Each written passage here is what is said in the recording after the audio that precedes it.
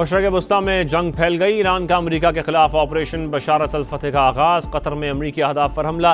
Iran की जानब से कतर में अमरीकी एयरबेस पर 14 मिसाइल दागे गए। दोहा में धमाके, शोले बुलंद। कतर में मिसाइल डिफेंस सिस्टम फाल।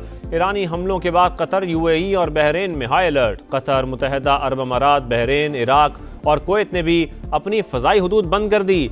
कतरी हुकाम के मुताबिक एयर डिफेंस सिस्टम से अल उदैद एयर बेस पर मिसाइल हमला नाकाम बना दिया। कोई नुकसान नहीं हुआ। जवाबी इक़दाम का हक महफूज रखते हैं। तमाम फरीकों से तनाज़े का सियासी हल तलाश करने की अपील।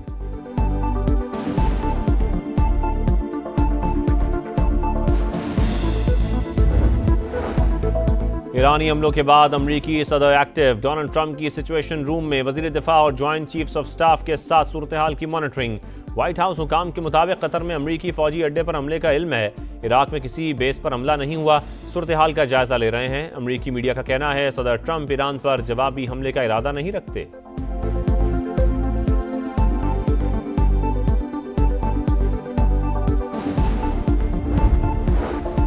कतर पर नहीं, अमरीकी फौजी अड्डे पर हमला किया। ईरान ने वाज़ेह कर दिया। सुप्रीम लीडर आयतुल्लाह ख़ामेनी का कहना है किसी को नुकसान नहीं पहुंचाया, किसी भी हालत में दबाव कबूल नहीं करेंगे। पासदारान इनकलाब के मुताबिक कतर में अल उदैद अमरीकी अड्डे पर फ़र्द जौहरी तनसीब पर गिराए गए बमों की तादाद के बराबर मिसाइल दागे गए। दुश्मनों को खबरदार करते हैं। मारो और भाग जाओ का दौर ख़त्म हो चुका। अमरीकी फौजी अड्डों पर हमला। तेहरान में शहरी खुशी से सड़कों पर निकला है।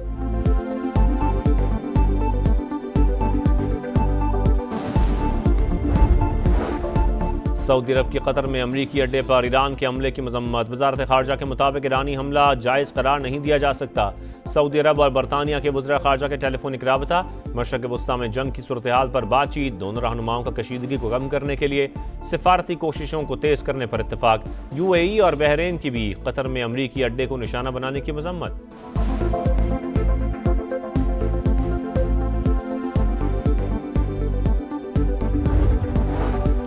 वज़ीर आज़म का कतरी सफ़ीर अली मुबारक अली को टेलीफोन। कतर में अमरीकी फ़ौजी अड्डे पर ईरानी हमले पर गहरी तशवीश का इज़हार। ख़ित्ते में कशीदगी कम करने और अमन की बहाली की अपील। शहबाज शरीफ का सऊदी सफ़ीर नवाफ बिन सईद अल मालिकी से भी राबता। अमन की ज़रूरत पर जोर। कौमी सलामती कमेटी की ईरान पर इसराइली हमलों की मजम्मत। जौहरी असासों को निशाना बनाने पर तशवीश का इज़हार। हमले IAEA और अक़वाम मुत्तहिदा के चार्टर की खिलाफ वर्जी करार। एलामिया के मुताबिक फ़ौजी इक़दामात ने ईरान अमरीका मुज़ाकरात के अमल को सबूताश किया। ख़ित्ते में कशीदगी को बढ़ावा दिया। इसराइली जारियत ने एक बड़ी जंग के ख़तरे को बढ़ा दिया। ईरान को हक़ दिफ़ा हासिल है। ईरानी हुकूमत और अवाम से मासूम जानों के ज़िया पर भी हमदर्दी का इज़हार। वज़ीर आज़म शहबाज शरीफ के ज़ेर सदारत इजलास में फ़ील्ड मार्शल समेत अस्करी और सियासी क़यादत की शिरकत। मुल्क की दाखिली और सरहदी सिक्योरिटी सूरत हाल पर गौर।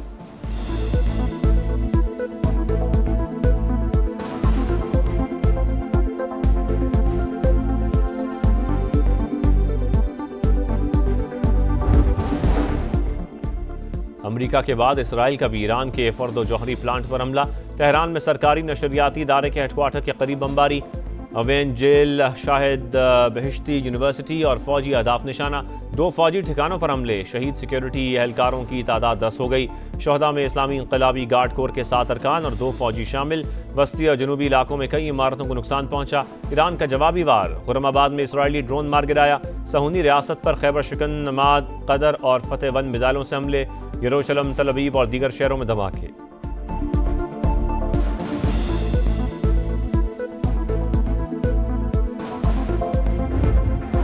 इसराइल ने फ़लस्तीन, लबनान और यमन पर हमले किए। अब ईरान की बारी आ गई। खामोश रहे तो कल हमारे लिए बोलने वाला कोई नहीं होगा। बिलावल भुट्टो ने खबरदार कर दिया। ईरान की जौहरी तनसीबात पर हमला आलमी कवानीन की खिलाफ वर्जी करार।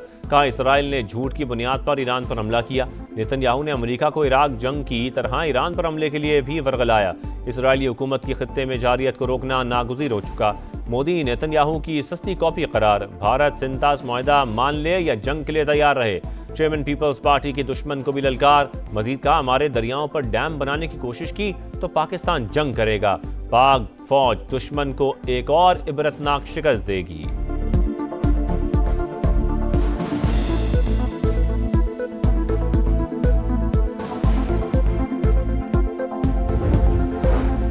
क्या अमेरिका की बमबारी में ईरान का फ़र्द जौहरी प्लांट मुकम्मल तबाह नहीं हो सका?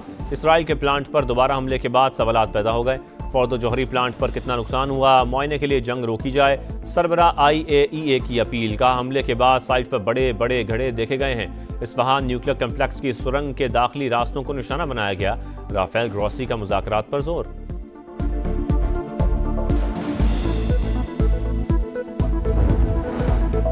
ईरानी हमलों के बाद अमरीकी सदर एक्टिव। डोनाल्ड ट्रंप की सिचुएशन रूम में वजीर दिफा और ज्वाइंट चीफ्स ऑफ स्टाफ के साथ सूरत हाल की मॉनिटरिंग। व्हाइट हाउस हुकाम के मुताबिक कतर में अमरीकी फौजी अड्डे पर हमले का इल्म है। इराक में किसी बेस पर हमला नहीं हुआ। सूरत हाल का जायजा ले रहे हैं। अमरीकी मीडिया का कहना है सदर ट्रंप ईरान पर जवाबी हमले का इरादा नहीं रखते।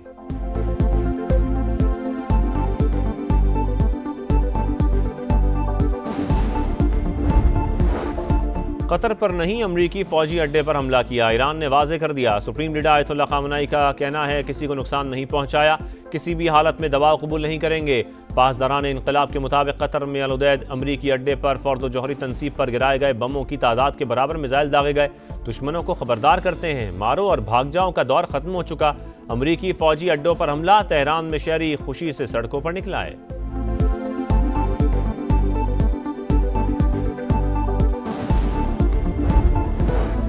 तनख्वाहदार तबके को रिलीफ देने के लिए टैक्स का बोझ कम किया। 5 करोड़ से जायद का मकान या प्लॉट खरीदने वालों से आमदन का पूछा जाएगा। 10 करोड़ से जायद कमर्शियल जायदाद, 70 लाख से जायद की गाड़ी खरीदने वालों को भी जवाब देना पड़ेगा। पेंशन इकदाम के तहत ग्रेजुटी पर कोई टैक्स नहीं लगाया गया। बजट में क्या तब्दीलियां हुई, वजीर खजाना ने बता दिया। कौमी असम्बली में बजट बहस समेटते हुए कहा सोलर पैनल्स की कीमतों में मामूली इजाफा होगा। इलेक्ट्रिक व्हीकल पॉलिसी पर मुशावरत जारी। सनती पॉलिसी का ऐलान जल्द किया जाएगा। बिलावल भुट्टो का वफाकी बजट को सपोर्ट करने का ऐलान। ज़राई इमरजेंसी नाफिज करने का मुतालबा।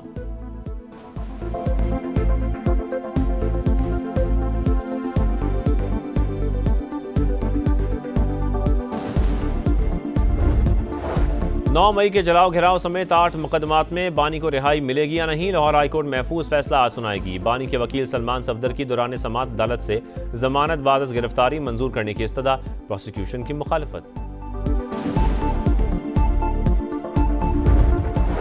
और पाकिस्तान ने एशियन वॉलीबॉल नेशंस कप के फाइनल में जगह बना ली। सेमीफाइनल में कतर को 3-0 से शिकस्त। इवेंट का फाइनल पाकिस्तान और बहरीन के दरमियान आज खेला जाएगा।